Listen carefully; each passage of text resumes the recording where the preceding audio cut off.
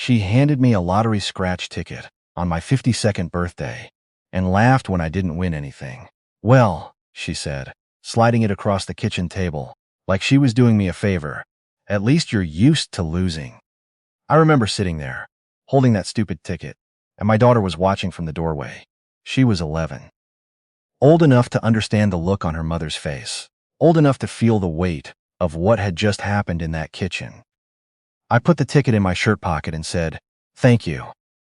Because what else do you say when the woman you've given 17 years to decides your birthday is the right occasion to summarize what she thinks of you? My name is not important. What matters is that I was a 48-hour-a-week building contractor who had gone through 3 slow years after the housing market took a hit in our county. We weren't broke. We weren't even close to broke, but my wife had a certain idea of what success was supposed to look like. By the time a man hit his early 50s, and I wasn't it. I didn't drive the right truck. I didn't belong to the right golf club. I didn't have the kind of job title that sounded good at dinner parties. What I did have was a silent partnership in a commercial real estate development firm that I had been quietly building with my college friends since 2019. We called it Irongate Property Group. Nobody knew about it. Not my wife, not her family, not her friends from the tennis club. I kept it separate because in the early years, it was speculative. You don't announce a thing like that until you know it's real. By my 52nd birthday, it was very real. But she didn't know that. She saw a tired man in paint-stained jeans, eating birthday cake alone at the kitchen table because she'd made other plans that evening. She saw someone she had quietly decided wasn't worth the effort anymore. I should have seen it coming. The signs were there the way signs always are. You just don't want to read them. She started working late. Not occasionally. Consistently. I'm talking 4 or 5 nights a week. Home after 9, sometimes after 10. She worked in the marketing division of a regional hospitality group. Hotel proper event venues. That kind of thing. Her direct supervisor was a man named Tristan. I'd met him once at a company function 2 years before. Tall. Good-looking in the way men look good when they've never had to worry about money. The kind of man who wears a blazer to a casual event on purpose. I didn't think about him. That's the honest truth. I was focused on work, my daughter, keeping the house running. I trusted my wife the way you trust a foundation. You assume it's solid because you poured it yourself. The scratch ticket was what shifted something in me. Not because it was mean, though it was. It was mean in the way that only someone who has stopped caring bothers to be. Carelessly. Without even the energy to disguise it. What shifted was the look on my daughter's face afterward. She came and sat beside me at the table and put her hand on my arm and said, "I think you're doing great, Dad." 11 years old. Comforting me at my own birthday. I hugged her and told her I was fine. But something had closed in me that night. Something quiet and very cold. I started paying attention. I didn't hire anyone.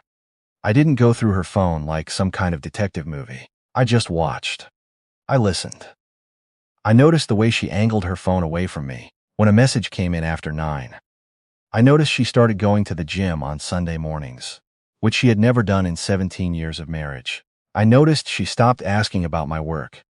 Not because she'd lost interest, but because she'd already decided my work didn't matter. And she wasn't bothering to pretend anymore. The confirmation came on a Thursday in October. I had come home early from a site visit. My daughter was at school. I pulled into the driveway, and there was a car parked on the street in front of our house that I didn't recognize. Not unusual in itself. But then I saw it was still there when I looked out the upstairs window, and I saw my wife's silhouette through the glass of the driver's side, and she was leaning towards someone. I didn't go outside. I stood at the window and watched her climb out of that car, straighten her jacket, and walk toward the front door. I was sitting at the kitchen table when she came in. She didn't see me at first. She was typing something on her phone and smiling at it. Then she looked up and the smile dropped so fast it was like a door slamming. "You're home early," she said. "I am," I said. "I had a late lunch." "Okay." She looked at me for a moment, deciding something. Then she went upstairs. I sat there for a long time.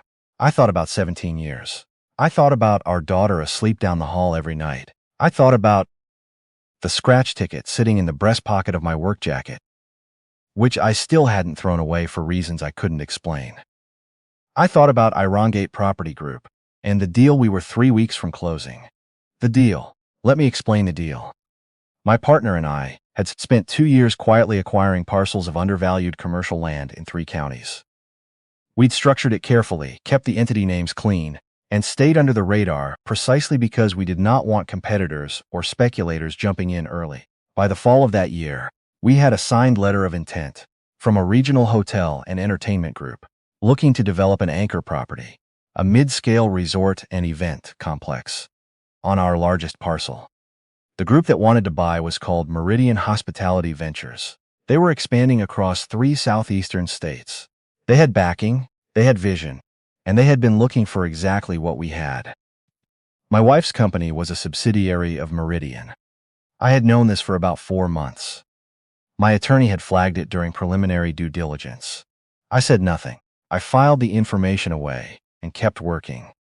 I told my attorney the Monday after the Thursday in October that I wanted to accelerate the timeline on the closing. I also told him I would be consulting a divorce attorney within the week, and that I needed a very clean accounting of what had been established as my separate business interest prior to and throughout the marriage. He asked if everything was all right. I told him things were becoming clearer. I found a family law attorney named Patricia. Not someone my wife's family knew, not someone from our county, but a sharp woman 2 towns over, who had a reputation for precision. I sat in her office on a Wednesday afternoon and told her everything: the company, the deal, the marriage, the Thursday in October. She listened without interrupting. When I finished, she folded her hands and said, "How long has Irongate been operating?" "Officially, 4 years," I said. "But the groundwork started before that." She nodded slowly. "Is your wife listed anywhere in the entity documents?" "No." "Any marital funds used to establish or fund it?" "None." My partner and I capitalized it from personal savings held in individual accounts that predate the marriage. I have documentation going back to day one. She looked at me across the desk and said, "Then I think you have a very clear picture of where you stand." I drove home that night and made dinner. My daughter wanted breakfast for dinner, which we did sometimes on Wednesdays because it was our thing. Scrambled eggs, toast, orange juice in the good glasses. She told me about a project she was doing at school about migratory birds. I asked her questions and she got animated the way kids do when someone is actually listening, and I thought, whatever happens, she is going to be fine. I am going to make sure of that. My wife came home at 8:30. She reheated something in the microwave and ate standing at the counter, looking at her phone. I watched her and felt almost nothing. Not anger, not grief, just clarity. The deal closed on a Tuesday in November. Irongate Property Group sold the parcel to Meridian Hospitality Ventures for $6.8 million. My share after split and applicable costs was just over $3 million. The wire hit my attorney's escrow account at 2:14 in the afternoon. I called my daughter's school and asked if I could pick her up a little early for a family appointment. They said yes. I got her at 2:45. She climbed in the truck and said, "What's the appointment?" "Ice cream," I said. She laughed. "That's not an appointment." "Chocolate fudge is always an appointment," I said. We sat in a booth at the place she'd loved since she was 5, and she had a sundae, and I had coffee. And she talked about the Birds Project, and I listened, and thought about how I was going to tell her that some things at home were going to change, and that change didn't mean anything was her fault, and that wherever she was, I was going to be there. I told her that evening after dinner, sitting at the kitchen table, just the 2 of us. She was quiet for a minute. Then she said, "Is it because of the car that was outside our house?" I looked at her. "You saw that?" "I see a lot of things," she said. 11 years old. "I want you to understand." She said this without bitterness, just matter-of-factly, like she had been carrying information carefully so as not to break it. I said, "You don't need to carry things alone. That's what I'm here for." She leaned her head against my shoulder, and we sat there for a while. I had my attorney send the divorce papers the following Monday. My wife called me at 11:15 that morning. I let it ring. She called 3 more times before noon. On the 4th call, I answered. "What is this?" she said. "You've been served divorce papers," I said. "I think you know what they are.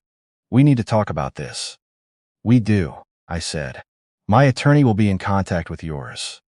"You don't have money for a divorce attorney." I let that sit for a moment. Then I said, I think you might be surprised about a few things. She was. The financial disclosure process was its own education for her. My attorney presented the documentation on Irongate with the kind of calm, methodical precision that is genuinely a thing of beauty when you've hired the right person. My wife's attorney tried twice to argue that marital assets had been cumulated with the business. My attorney produced records that made the argument collapse. The settlement negotiations took about 3 months. During that time, I moved into the spare bedroom. My wife and I existed in the house, like ships passing, careful and distant. My daughter moved between us with the adaptability of children who have no choice, and I watched her carefully for signs that she was struggling. We started seeing a family therapist together on Tuesday afternoons. My daughter and I want to say that that decision was the most important thing I did in the entire year. More important than any financial paperwork. More important than anything else. She told the therapist once that she had felt sad for me on my birthday. That she had wanted to say something, but didn't know the words. I told her she had found exactly the right ones. The divorce finalized in the spring. My wife got the house. I agreed to that because my daughter needed stability of place, even if everything else was shifting. I got primary custody, which I had requested, and which she did not contest as aggressively as I had expected. I think by the end she understood that our daughter's loyalty had been quietly, permanently, honestly earned. Tristan, for his part, had ended things sometime around December. My wife told me this herself. Not as information, but as a kind of wound she was showing me, expecting something from me in return. Sympathy, maybe. Or guilt. I told her I hoped she found what she was looking for. She looked at me for a long moment and then looked away. I bought a house in April, smaller than the one we'd had. Good bones, good light. 2 blocks from a park my daughter had always liked. I spent 4 weekends painting it with her help. She chose the colors for her room, a green so specific. She showed me a picture of it on her phone and said, exactly this. And I matched it as close as I could, and she stood in the doorway when we were done and said it was perfect. That word. Perfect. I stood there with paint on my hands and thought about a scratch ticket in a shirt pocket, about a woman who had summarized me in $1's worth of cardboard, about all the ways we miscalculate the people standing right in front of us. My partner and I reinvested. We have 4 active projects now. I still do contracting work because I like building things with my hands, and I always will. But I am not a man who can be summarized by the truck in his driveway or the title on a business card. My daughter came home from school one afternoon in May and dropped her backpack at the door and said, Dad, we learned about compound interest today, and I think you might be the only adult I know who actually understands it. I laughed out loud. What makes you say that? I just know things, she said. She went to the kitchen and poured herself a glass of juice, and I stood in the hallway of the house we had chosen together, and I thought, this is it. This is what everything was in service of. Not the money, not being right, not whatever satisfaction I was supposed to feel when the numbers landed in my favor. This, her, this ordinary, extraordinary Tuesday afternoon. I had spent a year being very quiet. I had let people believe what they needed to believe about me.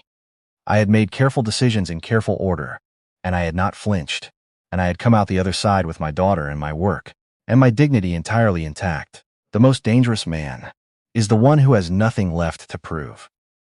Not because he has given up, but because he has already become exactly who he intended to be, and nobody saw it coming until it was finished.